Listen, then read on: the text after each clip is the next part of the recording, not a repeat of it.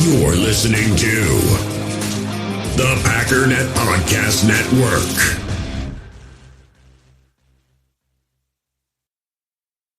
U.S. Cellular has noticed the way we use our phones has gotten ironic. We try to put our phones down for dinner, but the menu's on a QR code. That's ironic. We hit like on social posts that we don't actually like, which is ironic.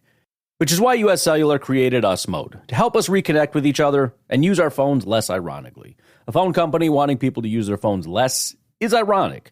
Let's find us again with Us Mode from U.S. Cellular. Visit uscellular.com/built-for-us to get started. You're a podcast listener, and this is a podcast ad. Reach great listeners like yourself with podcast advertising from Lips and Ads. Choose from hundreds of top podcasts offering host endorsements, or run a reproduced ad like this one across thousands of shows to reach your target audience with Lips and Ads. Go to lipsandads.com now. That's LIBSYN ads.com. Sit your butt outside. Hey, what's up, guys? Welcome into Packers Total Access. My name is Clayton. You can check us out on packernet.com. Find me on Twitter at Packers_access. You can email us, PackersTotalAccess@gmail.com. You can text us 865-658-5824. Joined alongside Jacob in Wisconsin. We may have Emilio skating in here in a minute. Tim is on assignment at a gun range near you. I promise you that. So he's out tonight. So taking the evening off. Jacob, how you doing tonight, bub? I'm doing good, man. Just kind of absorbing the news from today. It's been a day. It's a very interesting to say the least. I did not have this on my bingo card. I'll say that. No one did. Came right out of left field, that's for sure. And obviously we're talking about the Malik Willis trade. We'll hit on that here briefly. Want to say quick announcement. First of all, let's give a shout out tonight. So the big announcement tonight, fans already caught on here. The channel is remonetized, so super chats are back. Ron Sample said, I'm just going to get in here first dibs, $1.99 super chat. Appreciate you, buddy. I know this is something people have asked about for a while. United Bates, huge super chat. Appreciate you, pal. He said, we are back, baby. Go Pack, go. So the memberships have automatically reset as well, so that's something that's back up. I've got to try to come up with a way to combine the memberships with Patreon somehow, some way. So this is what I want to say, guys. As far as the giveaways, the only way that I can be organized enough to orchestrate the giveaways that we're going to do for those who are supporting the channel, make sure you're a member of the Patreon group. Now, if you want to be a member here, we'll try to combine those accolades on down the road.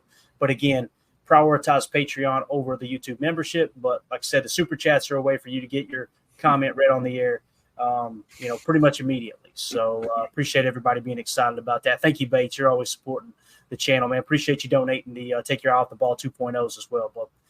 So let's get to the big news here, man. Malik Willis trade, right? And like Jacob said, this came out way out of left field.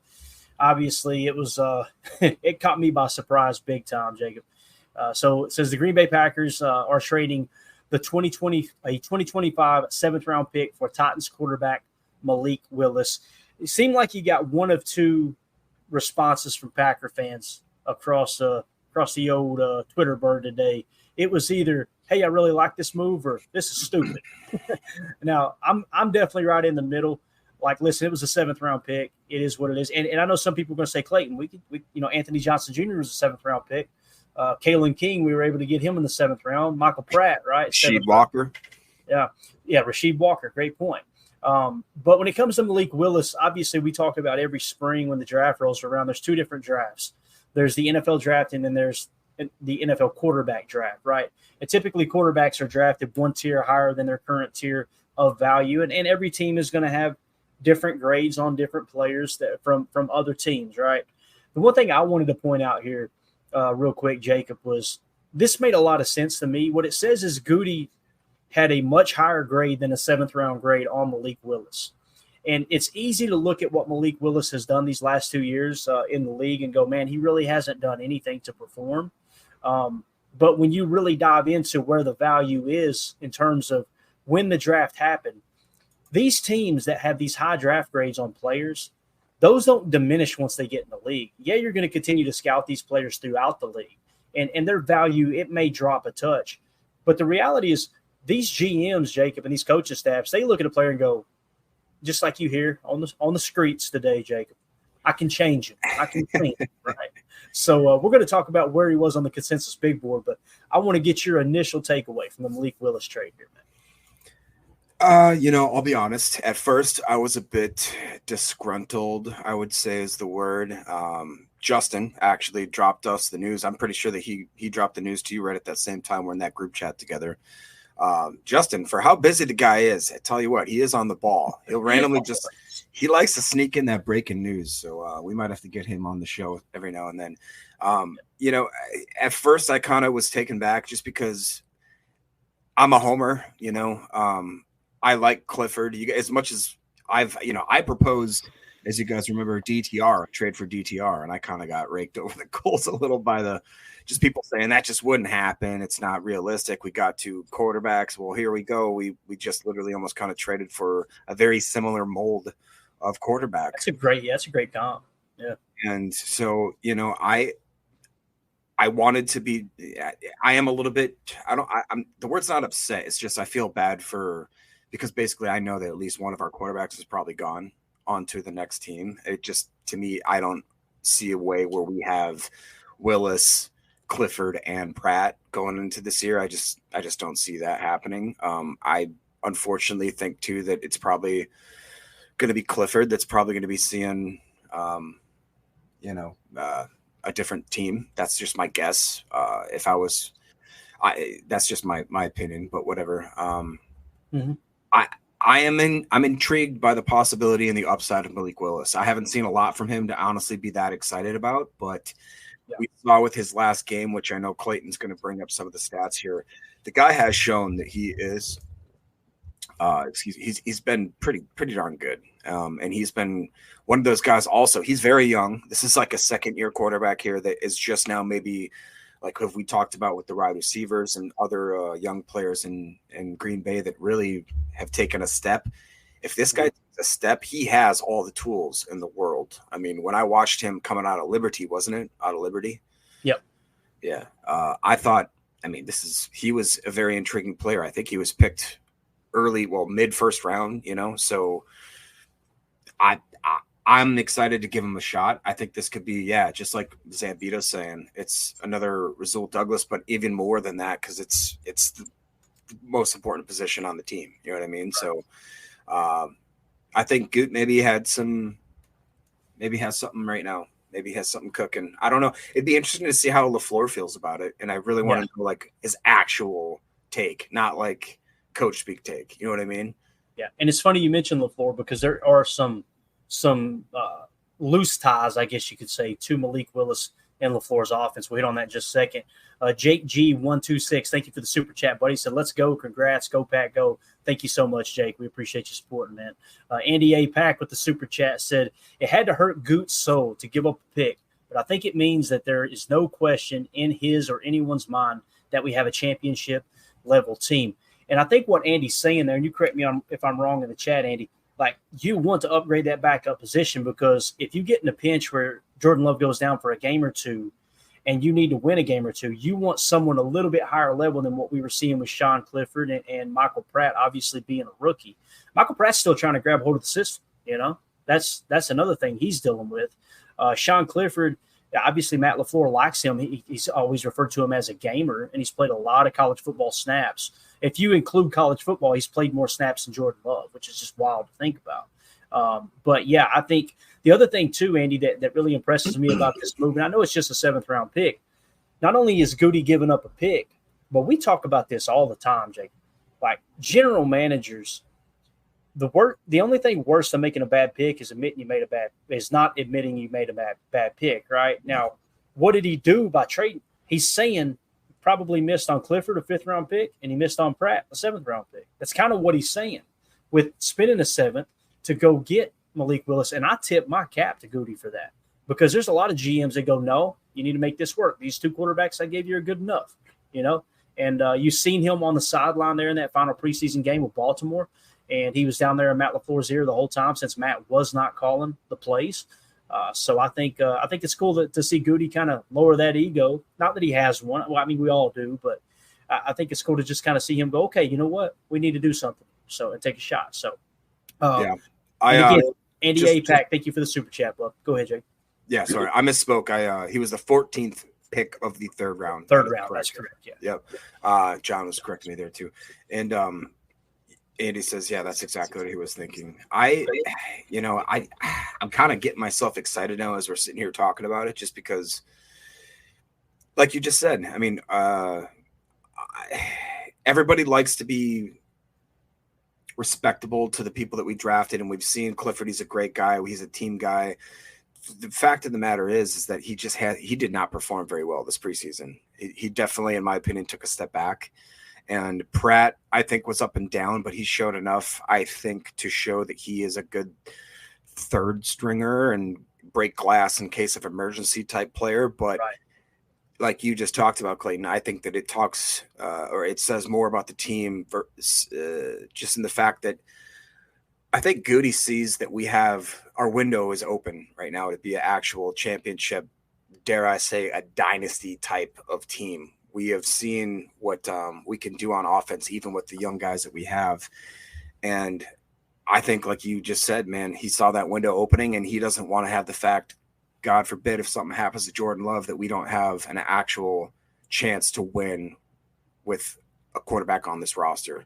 And as much as I think that Pratt has that upside eventually, I really do. I think that in another year or two, maybe he'll get the system and he'll be I think he'll be a serviceable quarterback, if not a quality, maybe even a starter at some point. But I think Malik Willis is a better opportunity for us, again, knock on wood, if anything happens to Jordan Love, that he could step in and help us carry ourselves into the preseason, or I'm sorry, the postseason. So what I was wanting to point out too, and I kind of mentioned it just a second ago.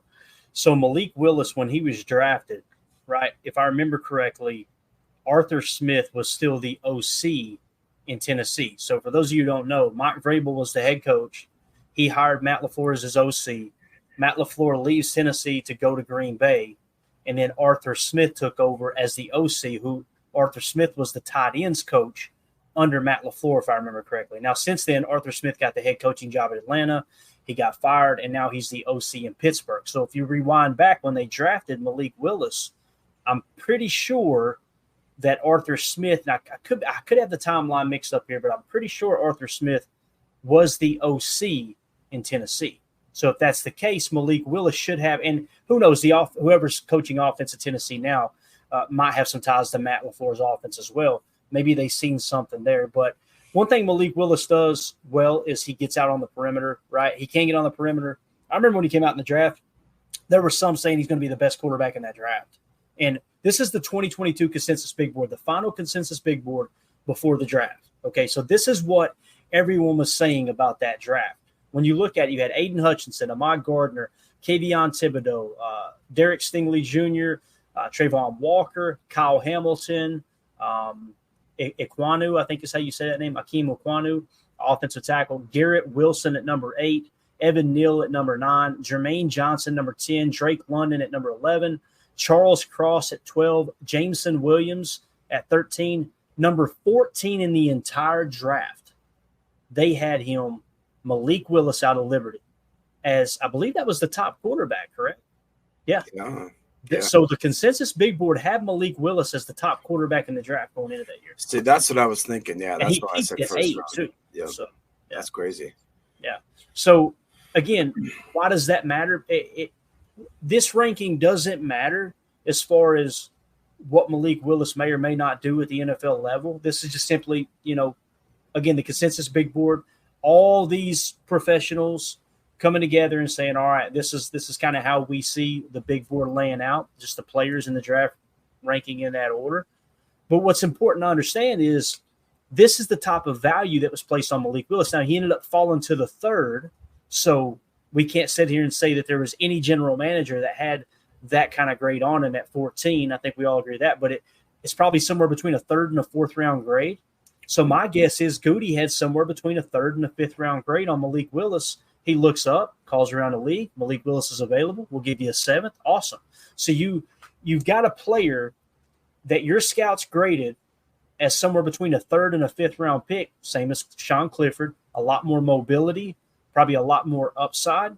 And hopefully he hasn't been damaged too bad in Tennessee. You can get him in here, get him learning the offense. And again, maybe I really like the idea of Malik Willis on boot action. We've been talking about weak wide zone slice, all these things, the RPO effect as well. He can make those RPO throws. Can he read it? That's the question, right? Yeah. But he definitely has the mobility to be a good quarterback, I think. So we'll see, man. I think it is an upgrade. Yeah, tool for this is getting us right back on track. He says this signing is cool and all, but why aren't we talking kickers? Exactly. What's funny though, Clay, is that I just now realize as we're sitting here talking. So some people may know I lived in Nashville from I think 2014 until right before COVID-ish, 2019-ish, and I went to more Titans games than I've ever been to Packer games, just because. One, I lived like right next to the stadium, and me and my buddy, my roommate named Moonshine. Yeah, fun fact. Me and him would just go to any game, and he was a Dallas fan. I'd be a Packer fan. We'd just wear our jerseys to any Titans game, and you could go to any Titans game you want to. It never sells out. So it's just as crazy that I just am thinking that now. And aren't you and Emilio are going to be in Nashville, correct? Oh yeah, we got everything geared up. We got some kind of club level tickets. We paid a little bit more for them. They got the clean restrooms. We got a nice upgraded version of the concessions from what I understand and all that good stuff. I think they'll actually bring your food to your seat too, stuff like that. So it's going to be a lot of fun, man. I'm trying to get my business schedule lined up to where I can spend the night Sunday night and just kind of take in Nashville a little bit, not rush out of there. Got to go. I want to hit up Hattie B's. That's my goal. You've been mentioning. I'm telling you. I've got to experience that because I'm not a big Nashville person. I don't spend a whole lot of time in Nashville, but I've heard that, man, they know how to put on events for sure. So Hattie B's, their hottest flavor they have is called Shut the Cluck Up. It's not even fun. We just got demonetized and you didn't even say a bad word. I'm telling you, it's not even enjoyable. It's just horrible. Yeah. And by the way, guys, there was an L in there. Okay. I just want to make sure that if your kids are in the room, explain to your kids there was an L in there. So yeah. Why did the chicken cross the road, Clayton? Oh Lord. Because oh my God. No? There you go. US Cellular has noticed the way we use our phones has gotten ironic. We try to put our phones down for dinner, but the menu's on a QR code. That's ironic. We hit like on social posts that we don't actually like, which is ironic. Which is why US Cellular created Us Mode, to help us reconnect with each other and use our phones less ironically. A phone company wanting people to use their phones less is ironic. Let's find us again with Us Mode from US Cellular. Visit uscellular.com/built-for-us to get started. You're a podcast listener, and this is a podcast ad. Reach great listeners like yourself with podcast advertising from Lips and Ads. Choose from hundreds of top podcasts offering host endorsements, or run a reproduced ad like this one across thousands of shows to reach your target audience with Lips and Ads. Go to lipsandads.com now. That's LIBSYN ads.com. You're a podcast listener, and this is a podcast ad. Reach great listeners like yourself with podcast advertising from Lips and Ads. Choose from hundreds of top podcasts offering host endorsements, or run a reproduced ad like this one across thousands of shows to reach your target audience with Lips and Ads. Go to lipsandads.com now. That's LIBSYN ads.com. You're a podcast listener, and this is a podcast ad. Reach great listeners like yourself with podcast advertising from Lips and Ads. Choose from hundreds of top podcasts offering host endorsements, or run a reproduced ad like this one across thousands of shows to reach your target audience with Lips and Ads. Go to lipsandads.com now. That's LIBSYN ads.com. Guys, if I randomly lose connection, I have the mother of all storms about to hit me at any moment here. So you had to get your chicken joke in, though, didn't you? I had to get the chicken joke in. But yeah. If you guys and gals would hit that like button for us, feel free to sub to the channel. We got a bunch of people in here. I think somewhere around 350 watching live. Appreciate y'all hanging out with us here as we're on the eve of roster cut. Now, one other thing I want to point out here with the Malik Willis trade, and before we move on. So when you look at these quarterbacks, this was a rough quarterback class. Malik Willis, right? Kenny Pickett, Desmond Ridder, Matt Corral, wow. Sam Howell, Carson Strong, Bailey Zappi, Caleb Elibi, Jack Cohn from Notre Dame. That's a blast from the past. E.J. Perry, Cole Kelly, Dustin Crum, Skylar Thompson, and then look at number 323, Brock Purdy. The guy that was on the consensus big board at number 323 ended up being a franchise quarterback. That is wild to think about. That is that's a weak class, dude. Really weak. That is really bad. I remember Greg Cosell saying he thought Kenny Pickett would go in the first round, and he did. He said, I don't think he's a first-round talent, but I think he'll go in the first round. That was the only quarterback that was kind of a little bit higher than everyone else. But, yeah, just kind of weak class. But, again, Malik Willis peaked at 8 that year, was sitting number 14. I think Goody said, you know what, it's worth the 7th to roll the dice there. So, there you go. There is your Malik Willis talk of the night. Well, actually, we got one more thing to hit on with Malik Willis. This is what Jacob was talking about. Again, his first 2 seasons in the league, he has been absolute cheeks. I'm not going to sit here and try to fluff it, okay? But PFF Green Bay Packers tweeted this out. The Packers have acquired quarterback Malik Willis from the Titans in exchange for a 2025 7th-round pick per rap sheet. Willis this preseason, 76.0 passing grade. He's 20 of 27, 205 passing yards, 2 touchdowns, 1 pick, a passer rating of 104.7, and 101 rushing yards. Vanilla defense, preseason, but hands down, this is the best preseason that Malik Willis has had. I think they looked up and said, we're going to cut him anyway. Let's see if we can get a pick for him. Goody looked at it and probably said, hey, look, he seems to have advanced a little bit. These are definitely better numbers than Pratt and Sean Clifford. I feel comfortable saying that without looking at the numbers. Maybe someone will prove me wrong in the chat here, but, yeah. So Prince in the chat says maybe Goot can get that 7th back with a trade of his own before cuts. It's a good point. That's a very good point. They're deep in a couple spots. Yeah. So since we were talking quarterback too, this rule kind of came down the pike. We've been talking about that emergency quarterback rule. Tom Pelissero tweeted this out earlier. Said, important note as teams construct their initial 53-man rosters, NFL teams were informed that the NFLPA vetoed the revised emergency 3rd quarterback rule that would have allowed teams to elevate a bona fide quarterback from the practice squad an unlimited number of times. So the rule reverted to the 2023 version, which says the emergency 3rd quarterback must be on the 53-man roster, not an elevation. So for what it's worth, I don't know if that played a role maybe in Goot's decision, but it sounds like they did revise that or reverted back to the 2023 version of that rule. It's just worth mentioning there. So anything else you want to hit on as far as the Malik Willis news here, Jake, before we move on, bro? Not necessarily Coach Malik.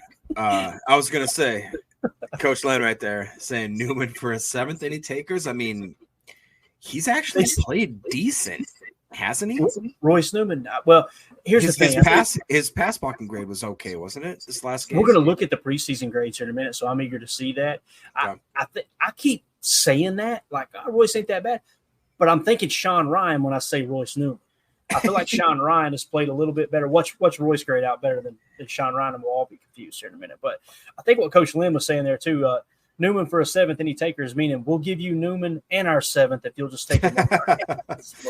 Yeah, I don't know, man. It's just crazy because Royce Newman played that whole season. Was it his rookie year? He played the whole season and played pretty decent. Yeah, I remember us talking about it like this dude's a real deal. Between him and Runyon, I'll never understand. It's like they had such a promising start to their careers and they just kind of fell off a cliff. It was so weird. So weird. It is strange, man, for sure. All right. So some other news that broke today. It's not specific to the Green Bay Packers, but I want to mention it because everything across the league matters, especially when you talk about the structure of contracts and where the value truly is. So CeeDee Lamb finally got his deal with the Cowboys. Ian Rappaport tweeted out the Cowboys and all-pro wide receiver CeeDee Lamb agreed to a massive 4-year extension worth $136 million per me and Tom Pelissero. Lamb gets $100 million guaranteed and a wide receiver record $38 million signing bonus in a deal done by Tory Dandy of CAA. He's the 2nd highest paid non-quarterback in NFL history. Now, I say that. That's crazy. Yeah, I say that to mention this, Jacob. Look at this. Andrew Brandt, former executive for the Packers, immediately tweeted out, CeeDee Lamb will make $38 million signing bonus. The Packers' 7 wide receivers will make $7 million. We're playing chess while everybody else is playing checkers, man. Bro, I don't know if I would ever, honestly, you guys know how cheap I am. I don't think that I would ever be okay with shelling out that kind of money for one player that's not a quarterback. I just, you know, I don't know if I like that. Too old for this, says CD's taking all of Dak's money, and Prince goes on. Right. That, I mean, honestly, right? And Prince is saying Jerry Jones is a heck of a GM. LOL. Like you that, Jan. You know, that's one of those. I don't got it. Listen, the Cowboys are fascinating to me because wide receiver is the last piece you put in place. The Cowboys have been a quote unquote Super Bowl contender for what feels like 7 or 8 years now, right? Ever since Dak took over for Tony Romo, even when Tony Romo was there, it was like they were constantly a contender, right? Seems like every year someone's got them as a Super Bowl contender. The thing that gets me, though, is like when you look at how their season ends, how would you describe how their season ended last year facing the Packers in the playoffs? Jacob, why did they lose that game to the Packers? I mean, that was a cataclysmic failure. I mean, they fell off completely. I would say they had no offense whatsoever, and their defense completely pooped the bed. It was like the offense couldn't get started early enough, and the defense allowed the Packers to jump out to an early start. Therefore, they're playing from behind now. Not that they would run the damn ball anyway, right. But they, that was the MO of how they lost. So you look at that and you go, okay, how do we prevent that from happening again? And correct me if I'm wrong, Clayton, wasn't that the first home loss they had the whole year? I think it was, yeah. That's crazy. They just hit a buzzsaw, man, in the Packers. The Packers were peaking at the right time. And, I mean, I'll tell you, you go back and watch that 49ers game, too. Packers 49ers. Bro, Packers should have won that game. We deserved to win that game. Yes, it's true. I'm not complaining. I'm not saying, what was us? But, yeah, it was it definitely felt like we should have won that. Yeah. Dave's MX6 in the chat says, yes, first home loss. Appreciate that, Dave. So last thing on the CeeDee Lamb thing, as far as annual average value of the contract, highest paid wide receivers in the league, Justin Jefferson, $35 million per, CeeDee Lamb, $34 million per, A.J. Brown, $32 million per, Amon-Ra St. Brown, $30.02 million per year, and then Tyreek Hill, $30 million per. So CeeDee Lamb, the second highest as far as AAV across the NFL as well. So something to kind of keep in mind. Our own Jamie in the chat, also a.k.a. M. Smitty's throwing up some great numbers here as well. He's saying that Pratt was 23-35 for 178, 1 touchdown, and 1 pick. Clifford, the big red dog, was 22 for 43 for 202, 1 touchdown, and 1 interception. So yeah, keep that up there. Let's look at this. Let's compare here. Yeah, I think if you have obviously add into the 101 rushing yards, that's like one of those type things too. And I don't want to this is going to sound – here we go. No, it's nothing bad. It's just like when you have a starting quarterback, you want him to really be careful with his body and not be running. Like if you got a backup though, that's like, hey man, we just need you to win a few games here and there for us. Like I feel like Malik Willis is the type of athlete that he would literally just be like, I'm going to do anything I can to get y'all to get this win kind of thing, where he'll run, he'll put his body on the line. He'll be when necessarily he wouldn't have to if he was starting 17, 18 games for us, you know what I'm saying, in a regular season. He knows that he's an athlete. He can outrun a cornerback. He's got maybe 1 or 2 games that he has to win for us, and he's like, I'm going to do everything I can to get you guys the win. I mean, you just see it right there. 101 rushing yards is nothing to shake a stick at for a quarterback nowadays. That's pretty impressive. It's hilarious. I went into the show going, it's not a big deal, Clay. It's not a big deal. Don't make a big deal out of it. Now, you said it pre-show. Tom Clements is going to get his hands on this kid. Guy, dude. You don't know what's going to happen, right? And again, I'm not saying he's going to compete with Jordan Love for his job. Please, we got 220 million reasons why he's not. But if he has to win a game or two, what I see with those 101 rushing yards, Jacob, I immediately think, how many third down conversions were in that? You know, where you get in a 3rd and 8 situation, they play the perfect defense, he scrambles for a first down. That's huge. That is really, really huge. Talk about deflating a defense. That'll do it real quick, bro. You know what also, too, is like, I bet you we're not figuring that, he's sitting there and don't get me wrong. Like I said, I lived in Nashville, love it, love the people there, but Nashville, Tennessee is not an NFL town. It just isn't. No, it ain't. And this guy, I'm sure, understood that he was going to be a backup there. Best case scenario, he needs Will Levis to have a bunch of stuff go wrong. He's probably happy as all get out to know that he goes to basically a quarterback factory which has been that way for the last 35 years in Green Bay. Even your backups, like people forget that we had Kurt Warner, Mark Brunell, Aaron Brooks, we had Matt Flynn, we had all these guys that we drafted and developed, and then we just kind of let themselves, go be butterflies somewhere else. And a lot of times it doesn't always work out because we have such a great upbringing. And again, right here, Dennis is talking about in the chat, Clemens, however he wants to say it there. Matt Hasselbeck, thank you, Jake, as well. He's probably thinking, holy crap, I just got put into an absolute perfect position, at least for me to sit there, have a great community around me, have great coaches. Still young. Very young. Wasn't he drafted 2022, right? Yeah, 2022. Yeah. Let's go. That's awesome. Yeah. And to get to learn behind Jordan Love, who's one of the up and coming franchise quarterbacks in the league, it's a pretty good situation to be in. And again, you trade a seventh for him. Green Bay does have a history of flipping quarterbacks, right? There's no two ways about that. I mean, You mentioned Matt Hasselbeck. You could go all the way to those guys. Like there was a ton of them that came through, and some of them they didn't obviously trade and get draft capital for. But like Aaron Brooks was here at one point, if I remember correctly. I don't know if you guys remember him. Played for the Saints. Kurt Warner was in camp way back in the day. Mark Brunell was in camp. He was a backup for a touch. Like we said, and then you think, okay, well that was Ron Wolf, Mike Holmgren, Clayton. Okay, fast forward. Remember Matt Flynn? They flipped him for some picks.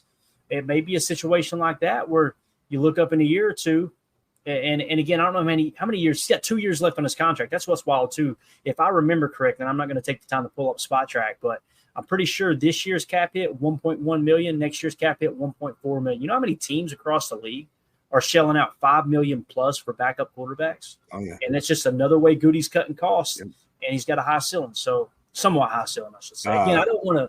Remember Detmer? We had Detmer at one point too. Remember that? And we had freaking Doug Peterson. Remember that? Yep. Doug Peterson was pretty bad, though. I will say. Doug Peterson. He had his moment. I remember him going in the game and thinking, "Hey, Doug's been behind Favre forever. They were best friends on a team, right?" Mm-hmm. Doug was actually the one who fielded the call on the golf course when they found out Brett's dad passed away, and he was the one who told Brett like they were that close. But then Doug would get in the game, and I'm like, that dude has a new and he goes on to be a great coach, right? So wins Super Bowl. Doug Peterson, though, you talking about a class act. Love that dude. Love how he's so open about his faith and everything too. Pretty cool. So, all right, Mark Zambito, let's clean up the chat here. Said Torrey for a seventh. I would take a seventh for Torrey. I would. I don't know how you feel, Jacob, but I think I don't know if he'll get signed or not, to be honest with you, but now you're getting to the point where you're so deep at wide receiver. How many wide receivers you want on your practice squad? Well, and that's the thing is I think that like I think we said this to each other is Samori Toure did nothing wrong in his NFL career with the Packers. He literally just had so much talent around him, right? That the guy, I mean, and he honestly has done, I think, enough to be a wide receiver 4 on many other teams. If not a wide receiver 5, wide receiver 6. Even if he's a practice squad guy, he's a really good practice team or special teams and practice squad player, I think. Mm-hmm. Hit that 2-0 for this if you haven't already. You see it up there. We need to hit it real quick, and I got to change the setting here real quick if you don't care. The chat you've got marked. Let me find it real quick here. I got a ton of them. You had one marked there. This one here. Yeah, go ahead and read it out. Yeah. Too old for this is saying that I remember Malik getting a lot of attention at the combine for classy. That's true. Yeah, for the classy things he did. I'm sure Goot had an eye on him for a while. So if I remember correctly, to reiterate what Too Old for this is saying, I believe he was one of those guys that stayed there and like originally started cleaning up the trash kind of stuff. Like a couple of guys emulated that in years prior. I think he was the first dude that kind of just did it and didn't want no camera stuff. So that, I talk about it a lot anyways, how there's that rating that we can't quantify of a good dude rating. Like we got a RAS, we know what their bench is, we know what their 40 is. I feel like Goot in the Green Bay Packers organization has like a good dude rating. And I don't know how they scale it, if it's a 1 to 10 or a, whatever the case is there. But I just feel like that he does meet that type of caliber I think that the Packers really honestly do more than I think any team in the NFL, to be honest, really do take into account, is this person a good person, which is kind of crazy to think about, but I love it. Definitely, man. All right, cool, man. Let's hit some preseason grades. That sound good? Let's do it. All right, here we go. So one of the things we wanted to do before we got to the 53-man cut down here, and if we've got time, we're going to dive into Paul Brettle's article on his 53 cut he did about 10 hours ago. Make sure you go look up Paul Brettle on Twitter, give him a follow, retweet, all that good stuff. But what I thought we would do is let's take a look at all of the preseason grades from PFF for the entire Packers team and say, okay, who really popped in all three games? Consistency is the key in the NFL, obviously. You can have one great game. It doesn't make a hill of beans. It's what you're going to do week in and week out. It's what Greg Cosell said about Jordan Love. Is he going to be the same guy week in and week out? He proved last year he was going to be, even through the ups and downs. But let's kind of dive into these real quick, man. These are your top offensive grades through the preseason for the Green Bay Packers. First place, only one snap, Dontavion Wicks, 94.3.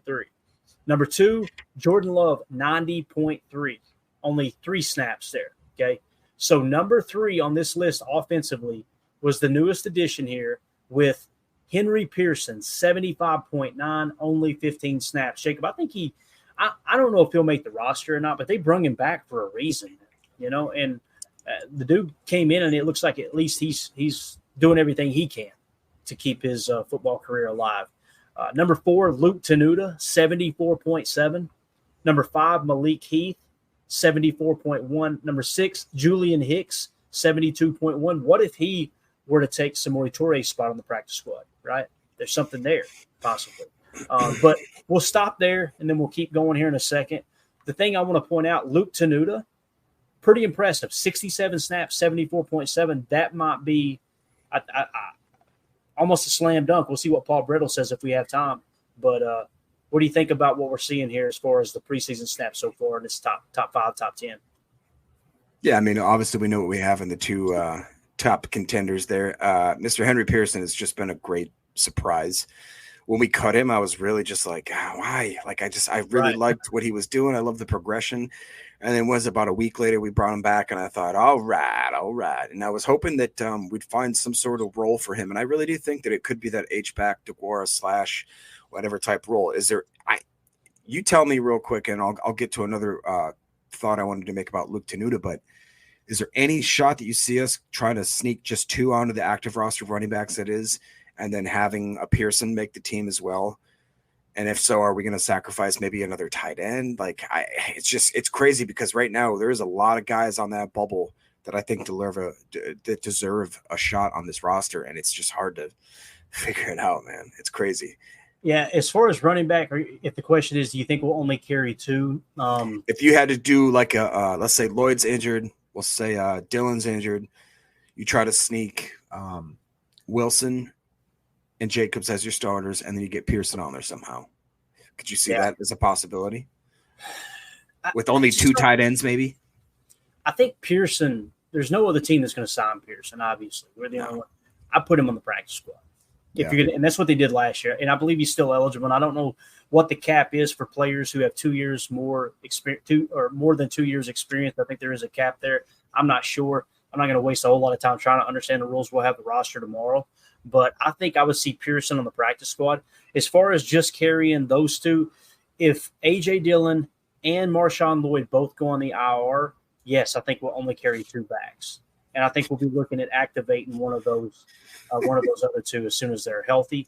That's kind of the way I see the running back position there. If you go on down the list here too, really offensive line is what's popping out to me. Travis Glover, 71.6. You've got Caleb Jones, 68.8. Those are all pretty solid grades. Lasita Smith got a ton of snaps, 65.1.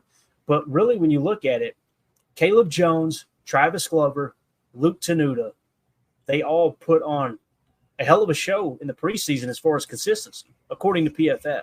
Yeah. So those 3 guys kind of really pop out to me, Jake, because when you're looking at a backup left tackle, right, who's going to be your backup left tackle? We talked about Andre Dillard potentially being that. But then you look up, and here comes Caleb Jones, 81 snaps, pretty solid, 68.8. Maybe he can be your backup left tackle. I don't know, man. Yeah, it's nice to at least have options, and I really am impressed with. I mentioned it at the beginning of camp. I know we had a conversation about it. The Luke Tenuta thing, how like last year all of a sudden they were very high on him. He had those injuries, and it just seemed like he fell away, and nobody talked about him for basically this whole offseason. And he quietly performed. He's the fourth best, as far as PFF is concerned, which obviously take it with a grain of salt. But I thought that he played quite well. 67 snaps is nothing to shake a stick at. I'm more impressed and more happy with the progression of Travis Glover, to be honest. I know that's an Emilio guy there, and I really like him. And Jacob Monk, I don't see him ranked where I'd like to see him, but I've been more. It's just as far as an eye test goes, I like what I see out of him. So I really do feel a lot more comfortable with the depth. If you guys know, if you watch this show for the last few weeks, I've been kind of hesitant on being confident in the backup in the rotation we had at offensive line. But honestly, lately, I like the way that I've seen out of Tenuta. I like what I've seen out of Glover, like Caleb Jones, like you just talked about. Even, your guys like Lasita Smith, I see him being a practice squad guy. And then like Sean Ryan and stuff like that have taken steps where, dare I say this, I bite my tongue, but even Dillard, I'll be cool with Dillard. Just, I don't want him starting, but his stats, man, his stats have been pretty good. So, yeah. Cleaning up the chat here a second. Jam says Willis was also at the Senior Bowl. The Packers like their Senior Bowl darlings, no doubt about that. Roger Davis said, "You don't go to Liberty if you are a problem." Great point. Ron Sample said he gave some stuff to a homeless guy also. So Malik Willis definitely got that reputation of being just a great dude. 2-0 for this says he also seen he also was seen eating away from the others and giving his food to a homeless man he sat down and talked with. Dude is a good person. So that was the story we were just talking about. Good stuff. Greg Ross says, I bet they put 2 running backs on our. It's kind of feeling like that. Yeah. And like Coach Lynn said here, your boy Tyler Davis to our also. I'm hearing more and more of that. It seemed like one of the Packers insiders tweeted that out earlier today too, Jacob. So there's a chance that Tyler Davis could start on IR, and then obviously you just carry those 3 tight ends in Luke Musgrave, Tucker Kraft, and Ben Sims, right? Yeah, that's Joe Wilson. If he has a shot, it's going to be practice squad probably. Go ahead, Bob. No, I was just going to say that too. And, as again, a guy that I'm going to come around to is Tyler Davis. I understand what he means to the team and what he does. But I will be honest, I think Ben Sims has outplayed him right now. It's the NFL. What have you done for me lately kind of thing? It's the not for long. I think that Ben Sims has been performing a little bit better. And honestly, Joel Wilson had one bad drop, if I'm remembering correctly, in the beginning of the game. But other than that, he did look like he was poised to be another up and coming strong depth guy at the tight end position. And so I'm excited, man. I just think we have a lot of really good talent, a lot of good backups. I'd even like to see like Lasita Smith as a guy. One, I didn't have anything to do. He got 123 snaps. Does that tell you either they're trying to like really gauge if he's going to make the team, or does it mean like we just didn't have anybody else to play? Like, to me, that's a lot, dude.